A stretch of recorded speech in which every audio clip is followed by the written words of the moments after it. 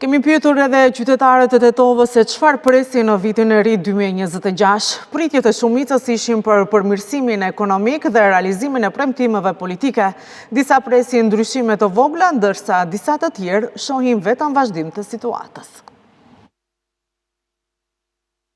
Ndryshimet janë më herë për momentin, inshallah bëhet më herë.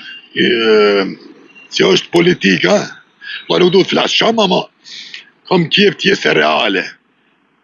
Inshallah është më bëhet ekonomia, se njerëzit janë... Ato premtime që i kanë dhënë, duhet t'i marrë. Nešto po do proverovat.